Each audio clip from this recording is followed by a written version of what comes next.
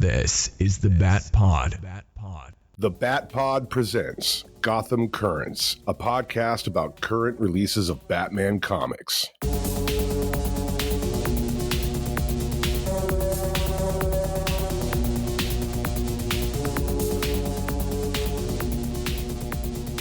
Welcome to this episode of Gotham Currents. My name is Bill Beer, and joining me tonight, John Coos. Welcome back. Yes, Bill. Welcome back. Well, I've been here. Where have you been? Oh, just a little 10-day trip to Paris, checking out Justice League Europe. Oh, there you go. I see you brought some friends with you today in the background there. Yep. Just getting over some jet lag, but whatever. You know, someone's got to do it, right? How was your holiday season? It was okay. Did you get any Batman stuff? I got a trade of Batman the Cult, which is fairly new trade. But is that from like 89? Yeah. Oh, I have the OGs in the prestige format. I have those too. It's the first time it had been traded, but it has the original coloring, so that's pretty awesome looking. So, are you saying it was sort of like the Killing Joke? Somebody overcolored it in the first one? Oh, they didn't. I would have had a problem if it, would have been recolored or whatever. So. Okay, got it. So. All right, cool. So tonight, all right, we're going to be discussing Detective Comics 1091, a little Nightwing 120, Batman and Robin Year 1, number 2, and Batgirl number 2. So if you'd like to join the conversation or email is the podcast at thebatpod.com. We are on Blue Sky, Threads, Facebook. Just search the Batpod podcast. The Bat Pod is a spoiler podcast. Please read the comics we're reviewing so you can enjoy the show. So our first book tonight is going to be Detective Comics 1091. Your writer, Tom Taylor. Art and cover, Mikkel Yanin. Associate editor, Jessica Burby. And editor, Ben Mears. We get a cover here, and we got Batman staring at this, this new miracle medicine that will not make him age as much in front of a Batcave monitors. What did you think of this cover? I loved it, actually. We've talked about how covers sometimes have something to do with the book and not. Coming off that last issue, you know exactly that this cover is, straight from the storyline, and it's a really important thing that he's facing right now. And then you got the kid in the background, I guess one of the victims of this crime spree, serial killing thing that's going on. And then you got a little Easter egg there. Oh, Superman's there. So you got to wonder, is Superman in the book? So anyway, I loved it, really. Yeah, I really like the coloring and how he's focused on this cure or, this potion that's going to extend his life. And that comes to play in the book here a little bit. So in this issue, Batman awakens from a dream where the Joker is killing him, but is saved by Robin, a.k.a. Sam the teenager that died last issue. Thinking about the non-teenagers murdered in a month as he considers extending his own life. Batman meets Bullock at the morgue and examines Sam's body as Oracle radios in and tells him one of the kids she is monitoring has been taken. Batman arrives on the scene to find Robin holding on to the back of the getaway truck. Batman and Robin battle the kidnappers and save the kid, but not before Batman taking a crowbar to the knee. Batman meets up with Superman, diagnoses a tear of his MCL in his knee. Batman has a conversation with Superman about the treatment that slows aging. Superman is confident if this treatment works, Batman will find a way to share it with the world. At Thermai's headquarters, Bruce has decided to go through with the treatment and tries to conceal the toll of injuries to his body. Scarlet herself administers the serum known as Sangreal. At the Batcave, Robin wakes his father and informs him that he has been asleep for 11 hours straight, Robin informs him that the teenager they save, whose name is Kai, is set up at the Three Seasons Hotel. Batman pays a visit to the Iceberg Lounge. Batman and Penguin talk about Kai and the fact that the Penguin paid the kidnappers to acquire funds that Kai stole from him. Penguin admits the killings have caused some unrest in Gotham's underworld.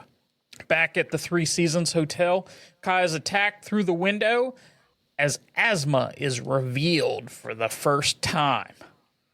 So we get the second issue of this all-in book, and we get an opening scene here. You know, it's a dream kind of mesh between, Bruce and aging and the boy that he couldn't save. What did you think of this opening scene? I thought it was great. I mean, I wish we could show that first page, but it's pretty scary. Him dreaming that the Joker's strangling him, and he's old, and that's what this is kind of about. Yeah, the fact that he's got it in his head that he could have saved this one if his aging reflexes weren't a factor or whatever, and so it's really plaguing him. I thought it was really cool. And it's got these cool. The panels are kind of like dreamy, like gooey. Not like square rectangle panels, which I thought gave it a cool. Yeah, it's just like somebody threw a bunch of paint on a board or whatever. They're kind of like that. Yeah, except they appear in the panels. Yeah, it's cool. Yeah, it's very cool. He wakes up, and he goes and he's thinking about, and we get some background here that there was nine kids that have been killed, and they're all in juvenile detention, that sort of thing. So he's in this issue, I don't know about you, but this issue seemed to be less about who's doing the killing. I mean, we get a little bit here, he goes to the morgue, but it doesn't really focus on who the killer is or that sort of thing, and it's more focuses on him, extending his life and what, that's on his mind and that sort of thing. Yeah. One thing it's cool. I mean, on the part that they are focusing on the crimes issue, the Bullock relationship. I like how Bullock is kind of depicted the same way as he is in the Batman book. We talk about continuity junkies before and stuff, so I like that. I'm not sure if it was coordination between Chip Zdarsky and Taylor at all, but it would have been a bummer if one or the other treated the Bullock relationship differently. So I kind of picked up on that. I don't know if you noticed that. Yeah, that was kind of nice. I mean, basically it shows a relationship identical. Yeah, it's cool in both books. So I did like that. Yeah, and then you mentioned in the scene with the truck and the getaway truck, and then when he got hit by the knee of the crowbar, that the way I saw it was that, okay, this is just another reminder for him that he was caught off guard by some random thug, and he's going to attribute that to this aging fear he has. That's how. Did you pick up on that right away? Yeah, I don't. These are just random thugs. Like the way I looked at it was, 10 year earlier Batman wouldn't have had any trouble with all these guys. And that's what I wouldn't think so. And we're just getting a little bit of this in this particular. I mean, you don't see it in the other stories. I just think, they're focusing on, he gets the crowbar to the knee or whatever, and he but besides that, I guess it just has it in his mind that he keeps thinking, well, he needs to extend his life and maybe he won't have all these pains and feel younger and that sort of thing. Right. But this was a cool scene, Batman and Robin working together and taking these thugs out. Yeah, I was wondering if we would see Robin in this arc, based on the first issue, and here he is. So we're probably not going to see him like we do in Batman and Robin, like right side by side as the story progresses. But I liked that, Robin's not absent from this storyline. Yes. I like that. And we get a little continuity here, that Robin is active with Batman, and it's shown here, which if it would be one of the other helpers or team Gotham, it wouldn't quite, I think, make as much sense, but it makes perfect sense that Robin is here. So For sure. I did like that a lot. Yeah. This next scene, I'm going to say I didn't expect this, Superman to show up, but I really like this a lot. Yeah, me too. And I don't know if I've said it before, but I think I have. I apologize if I did. I love when you have these interpersonal moments that are done well between Batman and Superman, or Clark and Bruce, and this is one of them. And he's oh yeah, you've got a meniscus tear, this and that, and in the first issue, I wasn't sure how I felt about the potential of him doing the age slowing or whatever rejuvenation thing, but Superman actually, as you covered a little bit in your summary, Superman makes it really kind of like he flips the script on Batman, because Batman's struggling with another notion, which is, why should he get this because he's super duper rich when nobody else can? And Superman's like, well, yeah, for now, but I know you. If this works, you're going to figure out a way to make this for the people. And it's almost like light bulb went off in Batman's head, like he didn't think of that or something. And he thought he was being selfish, I think. Yeah, that this would be a selfish act.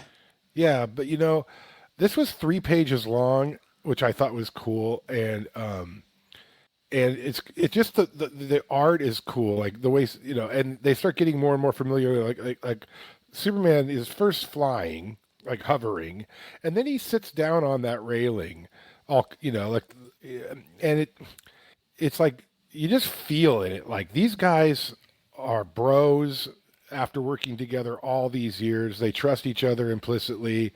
There's no conflict between them. There's no snarkiness. There's no growling from Batman. He trusts, like Superman's like one of the only people he really trusts. And I just love it. It's super cool. Yeah, it's such a great scene. And he flies away. Yeah. Oh no, it's great. It's like a sunset, or I don't know if it's in the morning. It almost looks like it's in the morning. Yeah.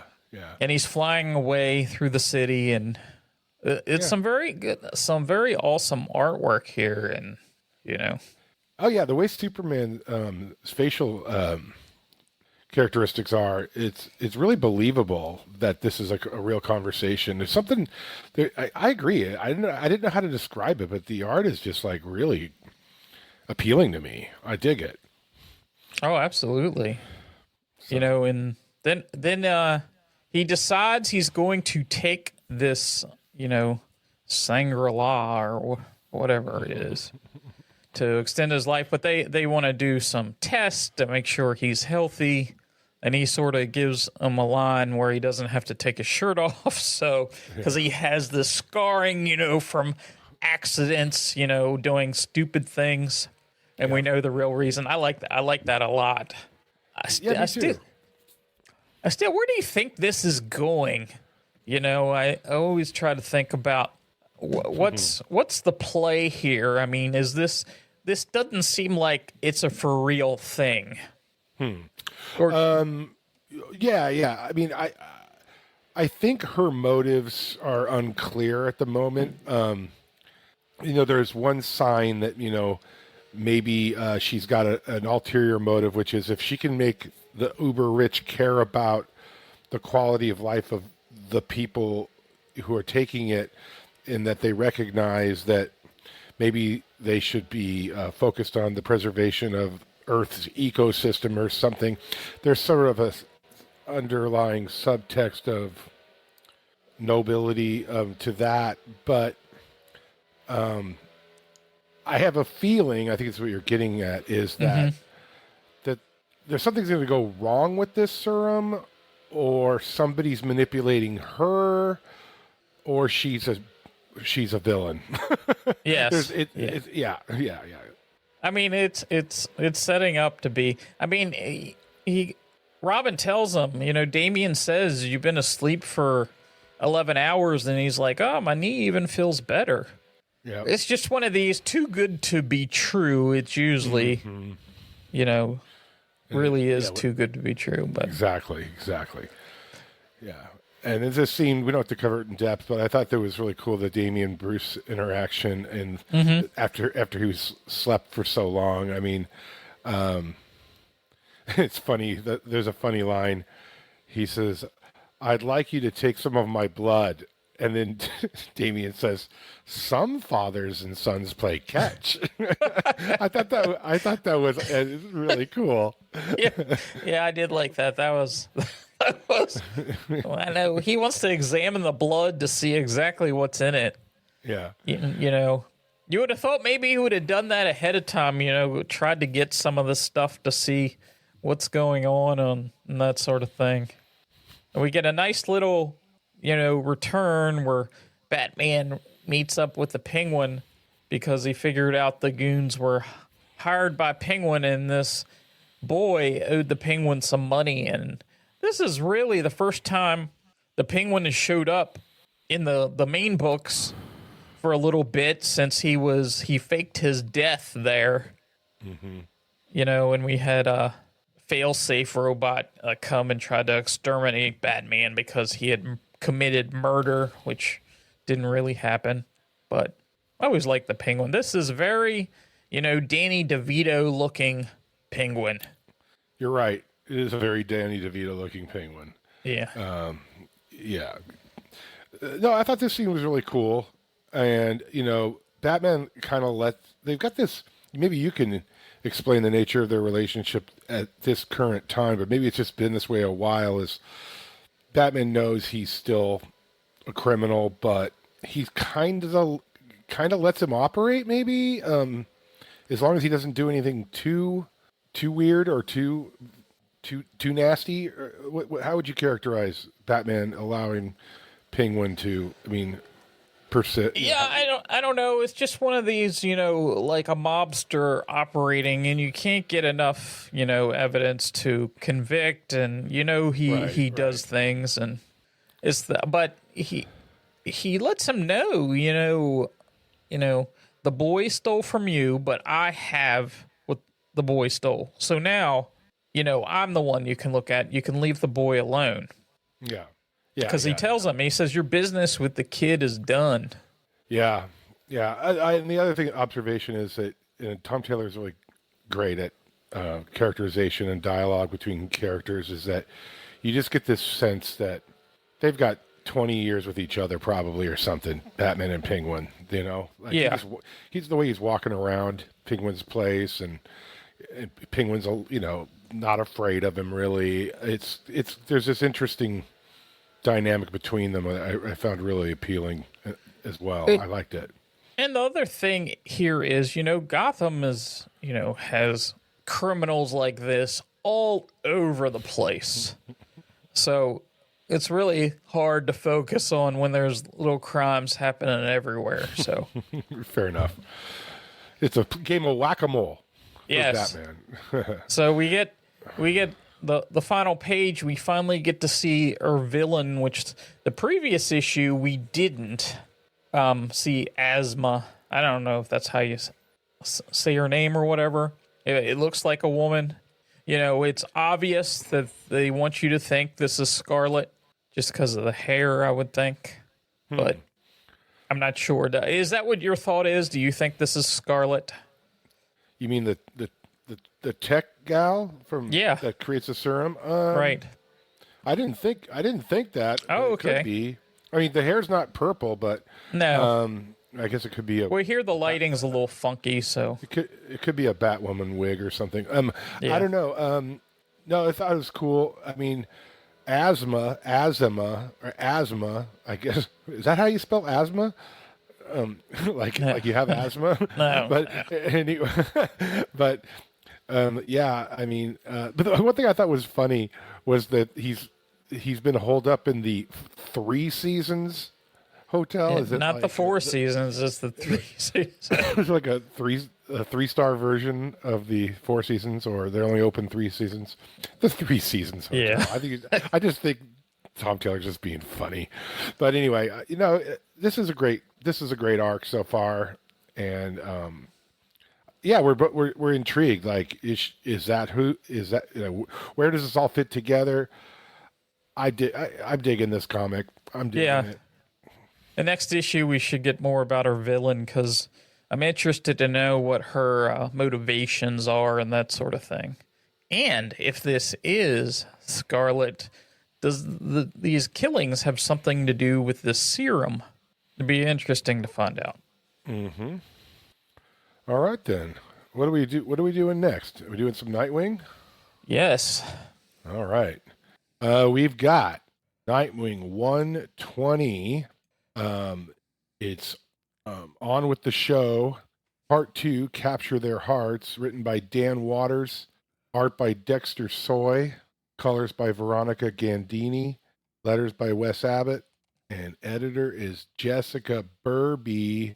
We've got a cover here, which you've got up. Well, let me just ask you, what do you think of this cover? I like this. He's standing on top of a building or something, and it's kind of is that a smokestack or something? It almost looks like that. It's he's standing on top of this, and it's like the smog of the city. Is that what? Oh, I don't know. I think it's supposed to represent that the city's burning on fire. Okay. But yeah, I think you like this because of how Nightwing's standing. Because I know you're a big fan of Nightwing's butt. That would be Sean Ross. Oh, okay, fair enough. Yeah, but it's a cool. It's a cool cover. So here we go with the story. Crime's out of control in Bloodhaven. Warring gangs with colorful names like the Teddies, who wear teddy bear heads, the well-dressed, clean-cut crew, the alien-looking, genetically engineered Flyboys, and the Blockbuster gang. In our last issue, Nightwing convinced them to stop warring with each other and focus on their own territories. He told them to contact him before they conflict with each other. In reaction to the crime, the Bloodhaven Police Department has contracted with Spheric Industries, who are glad to provide high-tech weapons to aid the department in their war on crime. Our issue starts off with Nightwing investigating the Spheric Industries warehouse filled with experimental high-tech weapons. The warehouse defense mechanisms kick in, and Nightwing must do all of his acrobatic greatness to dodge lasers and the like. Spheric CEO Olivia Pierce is watching all of this via CCTV, along with her mysterious sidekick, a guy dressed up in a getup that looks like an Italian opera clown with a V for Vendetta mask with a penguin nose. We know his name yet? I couldn't find it. Anyway, Pierce remotely detonates something, and this sphere that was attacking Nightwing blows up, and a hole gets blown in it, and you find that our lab rabbit has a thing strapped to its head, and it's controlling that thing. Nightwing takes the rabbit home, and his dog is not pleased. Olivia Pierce conducts a press conference and blames the Teddies for the warehouse incident, saying they were looking for weapons to go up against the other gangs. Then she debuts the Helios Project, her own small army of security, which will help the BPD, the Bloodhaven Police Department, in battling crime. The private Helios soldiers corner a teddy bear gang member in the streets. Nightwing gets in between them, but the Teddy is scared and points a gun at the Helios guys, and his gun jams. That gives the soldiers the excuse to blow him away. They leave. Nightwing is confronted by Mama Bear, the leader of the gang. She's thinking that Nightwing betrayed them, but he convinces her otherwise, and our story ends with a very angry Nightwing standing over the dead teenage gang member the Helios guys killed. All right. So, Bill, we talked last time about the big shoes that were being filled by this Mr. Dan Waters.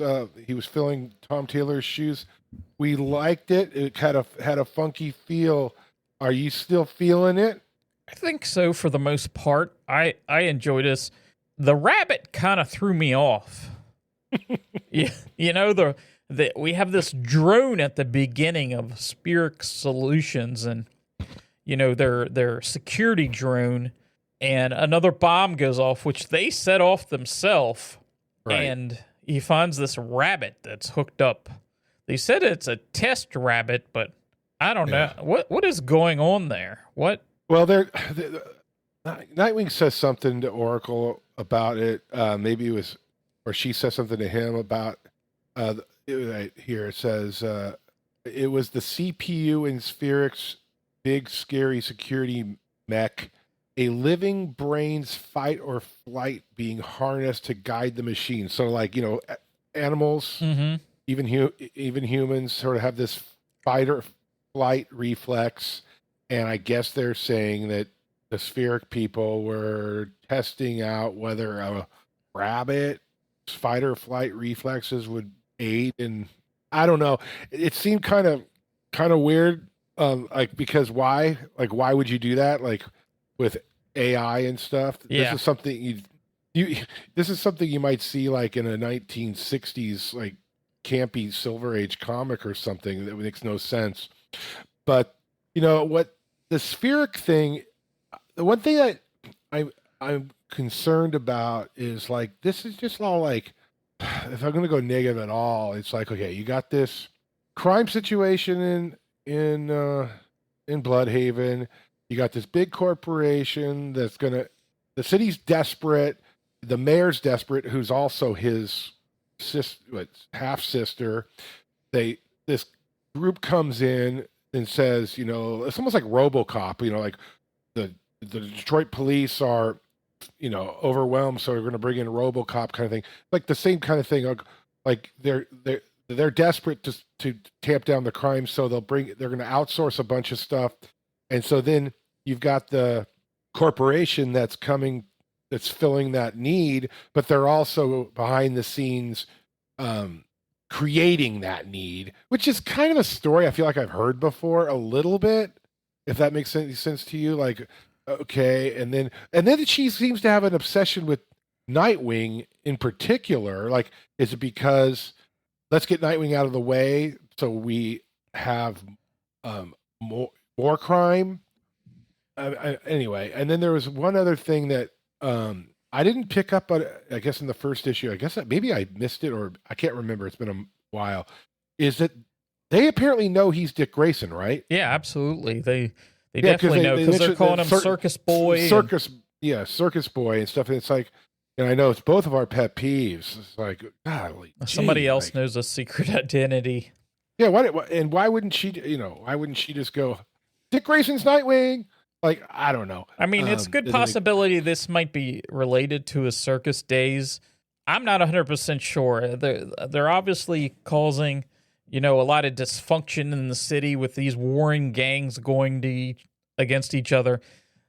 Having this gang war where her weapons will be used a lot with a lot of these corrupt. And I tell you what, Bloodhaven's police force looks way more corrupt than Gotham. I mean, are there any good guys left in this city? Yeah, poor Bloodhaven. Yeah, I don't know, but I'm not down on the book. Don't get me wrong. I mean, I'm just wondering if this is like, hopefully there's more gets exposed. But the art's pretty great. I love, and I love the fact that he's continued on with this Oracle thing. We talked about it before. That she's in his ear all the time. Mm-hmm. I dig that. So anyway, I liked how I liked how they pulled, from the previous Nightwing run. Bloodhaven was the dog. Yeah, Bloodhaven was basically destroyed by chemo. He was just one giant blob bomb. If you remember that, it says. and it references Nightwing 1/16/2006. I always wondered, how connected some of this stuff was, but that was kind of cool to see, the connection there. The other thing is these teddies. I thought these were adults, and it's revealed, especially after the cops are like shooting people with their, I don't know, super scientific guns or whatever. They're just kids. They're just young teenagers. Yeah. Well, this says, this guy says he was 14, and then the guy says he was my big brother. That means this guy's what are 12 or 13 right. or something. Yes. Yeah. We're not full soldiers yet. They haven't. Maybe that wasn't Mama Bear. I said it was Mama Bear. I guess it was just a guy. Is there a Mama Bear? I can't remember. But anyway, yeah, she got killed. There at the beginning when all the head mobsters got taken out, and we get this, villain talking about, Dick Grayson putting on a show and that sort of thing, and that guy. We don't know the much marionette about guy. Yeah, he has like a marionette. It almost looks like you see Nightwing, down, and then in front of him, he has these like characters that he's, the old school circus thing or wherever those things are from. I say there's a lot more questions than there are answers about everything. I mean, but I've enjoyed it overall. Yeah. We'll see if it gets too out of control. I mean, why? Like now it begs the question: what's the deal with the teddies? Like, why are they all like adolescents and stuff? Yeah, will we learn any more about that? And how do they control organized crime in parts of Bloodhaven? A bunch of children. I don't know. Okay, whatever. They're wearing those big, masks or whatever. So you don't know they're kids. What do you? I mean, If I saw a 14-year-old, if I saw somebody, a 14-year-old with a teddy bear head on, I would probably run in horror. I don't know. I mean, I'd probably be able to. I could probably be able to tell, like, "Hey, kid, it's not Halloween." I don't know. All right, let's move on. Let's move on to Batman and Robin. Yes, Batman and Robin, year 1, number 2. Now we got the first one on Ultra.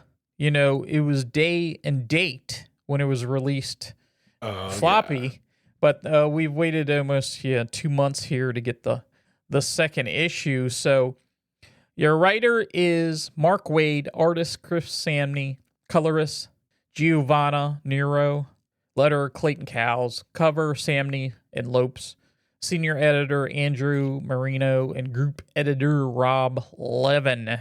And we get a cover here of Batman and Robin dashing through the city off the rooftops. It almost looks. They're in a downward motion. What did you think of this cover? I liked it. Very similar to the last one. I like this, feel, sort of this Frank Miller year 1 kind of Darwin Cookie kind of look to it. It makes you feel like it's nostalgic. It's good. Yeah, it's a good cover. Yeah, I thought that was pretty good. They're jumping from a gargoyle or something like that. So yeah. So in this issue, head of Gotham City Child Protection Services, Miss Lynn, decides to make the Bruce Wayne's adoption of Dick Grayson her top priority. Arriving at Wayne Manor, she is greeted by both Bruce and Alfred before finding Dick swinging from chandelier to chandelier, happy but somewhat at risk in this new environment. Lynn leaves determined to make future unannounced visits. In the bowels of Gotham's underworld, General Grimaldi is greeted by Two-Face, who offers his services with a secret stolen police file, wanting to be second in command to Grimaldi's operations. Grimaldi says he'll take this under consideration, and there's a 50-50 chance he actually calls him back. Meanwhile, Batman and Robin take a tour of Batman's various Batcaves throughout the city, all connected through various caverns that stretch across the city, enabling Batman to arrive at a moment's notice. They follow up on a tip that the Maroni mob plans to hit one of Falcone's meth labs with arson. Just as they make their way into the larger part of the city, they witness the truck that happened to be carrying the oncoming Maroni mob go up in smoke. They jump into action, rescuing civilians, with Robin saving kids trapped in a burning building. Questioning one of the dying men inside of the truck, they learn that the one responsible for setting the fire was a Maroni loyalist whose face appeared to be melting just before everything burst into flames. So we get this second issue, Batman and Robin year one. I tell you what, I've been loving this book. This book has been very entertaining. We get, the Child Protective Services showing up at Wayne Manor just as Batman and Robin. They're doing some training here, and that's not going very well. And then the lady shows up, and he's like jumping from the chandelier, like he's doing a circus act. So, what did you think of this book so far? I love it. Mark Waid is the DC historian.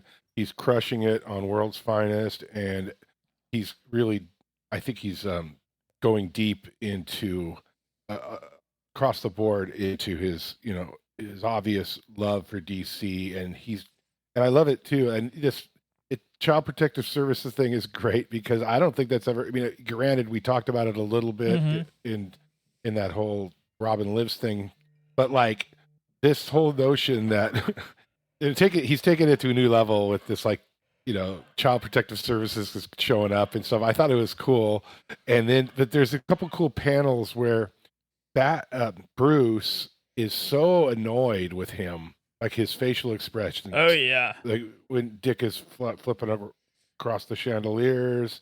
And there's one panel where her back's turned, and Bruce has got a fist, like he wants to hit him or something. And then like Dick has a cockeyed look, and then she turns around, and then they fake some being buddied up, and then she leaves, and then Dick gives him a raspberry kind of thing. Yeah. And so I guess let's stop there for a sec. Juxtaposed against the troubled Jason Todd, and the troubled Damian thing, has Dick ever been presented that he had some growing up to do, to your Bat knowledge, that he wasn't just immediately the perfect sidekick? He actually did have a rebellious streak of some kind. Yeah, I don't know if that's I'm not gonna say I'm a Bat historian. I love reading the comics and love the characters, but I'm not going to say that I know, all the history and that. I know in the golden age, you just saw them as, it was very golden agey stories. I didn't see it quite portrayed as this. If there is something out there, somebody can let us know. But I really like how this is being trained, because he should be a little bit immature. Sure. He should be. And I tell you what, was that the Joker fish? Does Bruce have Joker fish in the Batcave? Because he's kicking these fish out of a water of some sort, and it's a Joker fish. Wait, let me get to that panel. Are you talking about later? Yeah, it's like the first page. It's like a 2-page panel, and they're in the Batcave, and he kicks a Joker fish into Alfred's little gun or whatever. Yeah, and they've got the Riddler Jack in the Box thing and all that stuff. No, that was a really cool flashback. I guess he might, and that's just another clever Mark Waid nod that he's writing a story in 2024 about this early time, but he's throwing in little elements that this is golden and silver age sort of aspects to it, with the Joker fish, and then the umbrella thing has like the question mark. I mean, it's pretty cool. But wanted to say I don't know if you want to cover this Two-Face stuff much, did you? But the Batcave thing is another thing, like that shows the Wayne Manor, and then it shows yes. It just shows what they call it. They call that in architecture. They call that a section page where you can see the inside. And it's like straight out of Who's Who or straight out of an old comic where they show that something is so like incredible. that. They kind of show that Gotham City, from Wayne Manor, we have a Batcave, but it extends to other, sections of the Batcave. That this this is extended throughout the city so he's purchased abandoned buildings and that sort of thing. But I love this panel. I mean, this panel looks like, it sort of makes it look like Gotham City is on a hill, but I don't think it's supposed to be represented that way. It's just supposed to show you the Batcaves going, extending throughout the city, which I think that is pretty cool. I do too. It's clever. Everything in this has got so many little nods and stuff, and this is great. It's cool. I mean, go on. Does Mark Waid know these DC characters better than anybody else, or what? He has to. As a whole, all the DC characters that he writes, I mean, he seems a lot of times he's just spot on with characterization and ideas and that sort of thing. He hasn't lost a step at all. No. I've seen him in a couple documentaries talking. He's an encyclopedia. Mm-hmm. He knows this stuff. So yeah, I love it. It's a great comic. Yep. We get a little bit of Two-Face, as we said, and we get a little bit of a war in Gotham. And I don't know what's going on here to get in, because they find a criminal that's half burnt up, and he says, the person in charge was melting as he was shooting fire. His face was melting. I don't really know where to go with that. I mean, are they going to bring in some Clayface, maybe? I guess that's possible. Know. I never thought Clayface would use a flamethrower, though, but that was the only thing I thought of. Firefly. We will see. That sort of thing. So yeah. Yeah. Very enjoyable. First 2 issues. I think that's like a 12 issue. Is it? Maxi, I believe so. Or 10 issues or something like that. So a lot more story to come. Yep. All right, cool. Well, let's move on to Batgirl. Batgirl number 2. Mother Part 2. Writer Tate Bromball. Artist Takeshi Miyazawa. Colors Mike Spicer. Letters Tom Napolitano. And editor Jessica Burby. So we left Batgirl and Lady Shiva in a burning temple of Shiva in Gotham as another round of assassins try to take him down. They make quick work of them, but Shiva got injured in the fight. If you recall from the last issue, Lady Shiva wants her daughter Cassandra Cain Batgirl to leave Gotham with her and go into hiding as they are being targeted by a group called the Unburied. Batgirl wants to involve the Bat family and Batman, but Shiva convinces her that it'll only put them at risk. Batgirl believes her. Batgirl takes Shiva to a Vietnamese kitchen where the proprietor, Ba Bo, an elderly woman, lives with her grandsons, strapping boys in their late teens and early 20s. Batgirl knows these people well, and Ba Bo apparently can sew up Shiva's wound. Batgirl has apparently been coming to this place, and they all became friends, them showing her Vietnamese martial arts, and her showing the boys all her martial arts over time. Batgirl and Shiva get some quiet time over some Vietnamese food, and it is here where Shiva tells Cassandra who's chasing them, the Unburied. League of Assassins-like characters who are powered by a rare blue flower that sprouts from the graves of murdered monks. These powers include enhanced senses. The backstory talks about a blue flower war where many monks died, and now they've risen. The Unburied. Then the Unburied ascend on the kitchen, and Shiva gives a big ninja a name, Calden the Unseen.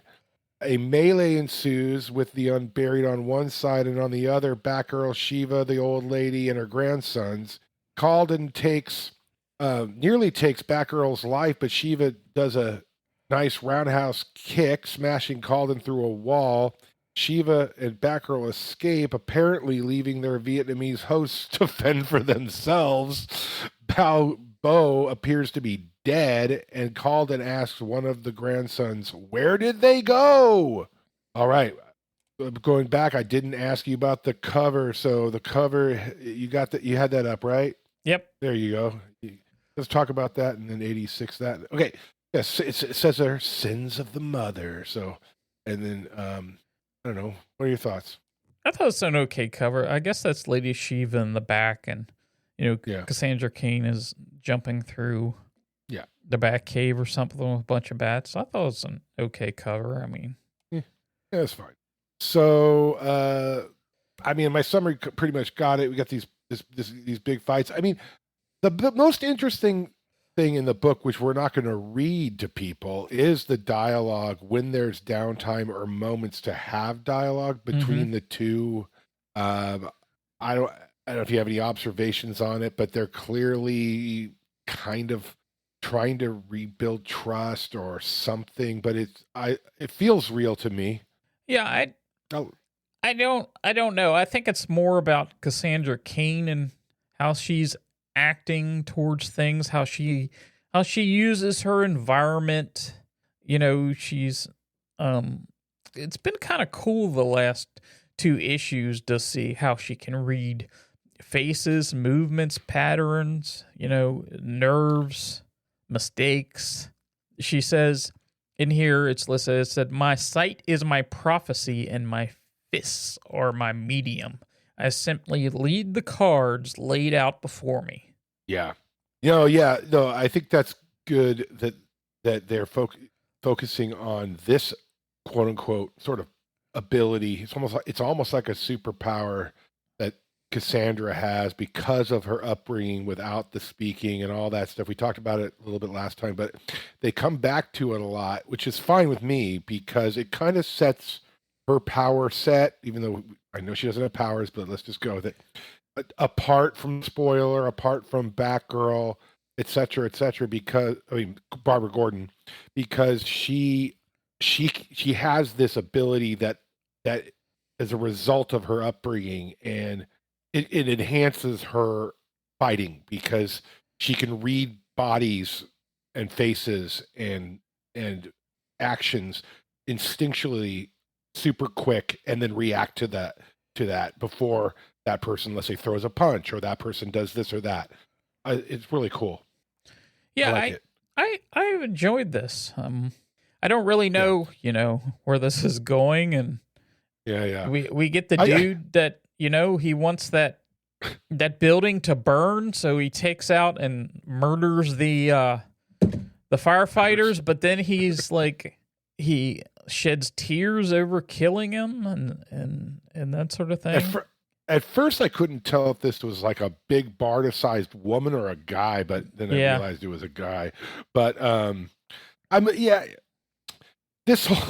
a comment during the summary about this whole thing with this Vietnamese family and stuff. I mean, did you read it differently than me? That after Shiva and Batgirl, kind of escape, they literally just left them there. The family. Yeah, there. Basically, she left them there. I mean, Sandra wanted to stay, but she was, wounded, but she must have been doing some training on those guys because they held their own at least pretty decently. I mean, they didn't get cut down right away. Yeah. And I want to know where to find this blue flower.